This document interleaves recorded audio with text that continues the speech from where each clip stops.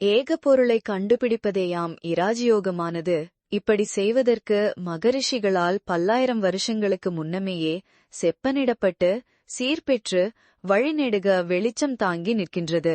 இப்பொழுது யோகத்தைப் பற்றி எழுதுகிறவர்களெல்லாம் ரகசியங்கள் என்று சொல்லிக்கொண்டு மனம் குழம்பும் மகா கொடிய பாஷையில் எழுதி தள்ளிவிடுகிறார்கள். பிறர்க்கும் அர்த்தமாகாதபடி தனக்கும் விளங்காதபடி கடம் படம் என்ற பதங்களை உபயோகித்து எழுதுபவன் அல்லது பேசுபவன் பெரியதொரு வேதாநதியாவான் என்று எனது நண்பர் ஒருவர் அடிக்கடி சொல்வது எனது ஞாபகத்துக்கு வருகிறது. அதுபோலவே மூலாதாரம், சுவாதிஷ்டானம் என்று சில பதங்களை உளறி குளறி எல்லாம் பரகசியம் என்று சொல்லிவிட்டால் இக்காலத்திலே யோகி என பெயரெடுத்து விடலாம். ஹடயோகத்தை பற்றி நான் கூறியிருப்பது எனது சொந்த அனுபவத்தினாலன்று என்பதையும் பல புத்தகங்களில் படித்து என்னால் ஆனவரையில் கிரகித்தே எழுதியிருக்கிறேன் என்பதையும் இங்கு தெரிவித்துக் கொள்கிறேன். என்னுடைய சிற்று அறிவினால் கிரகித்து முடியாத சில விஷயங்களையும் நான் எழுதியிருக்கலாம். அறிந்து கொள்ளும் ஆற்றலுடைய அல்லது அந்த விஷயங்களினிடத்து பிரமையுடைய வேறு எவருக்கேனும் உபயோகமாயிருக்கட்டும் என்று கருதி புத்தகங்களினின்றும் சில இடங்களில் அப்படியே பெயர்த்தெழுதியிருக்கிறேன்.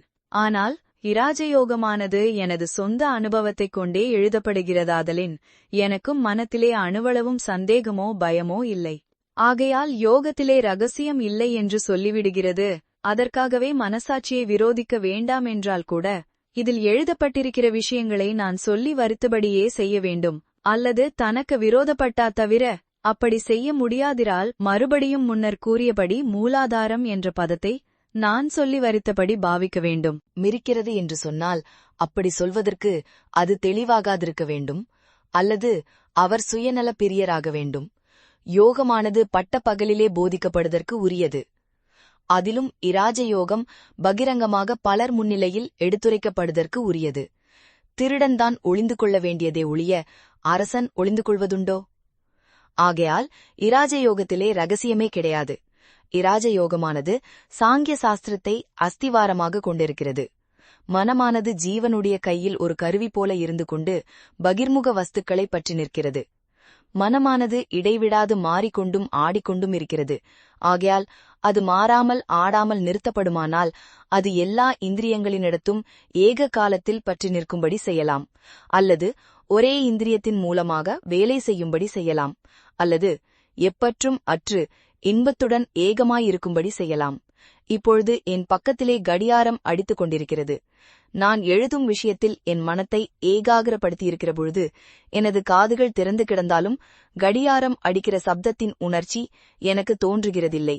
ஏனென்றால் நமது மனம் காதுனிடத்து பற்றி நிற்கவில்லை. ஆனால் மனமானது அடக்கமுற்று பழகியிருந்தால் இந்திரியங்களினிடத்தும் ஏக காலத்தில் பற்றி நின்று எல்லாவித அறிவையும் ஏக காலத்தில் பெறும். அதற்கு தனக்குள்ளேயே ஆழ்ந்து நின்று பார்க்கும்படியான சக்தி இருக்கிறது.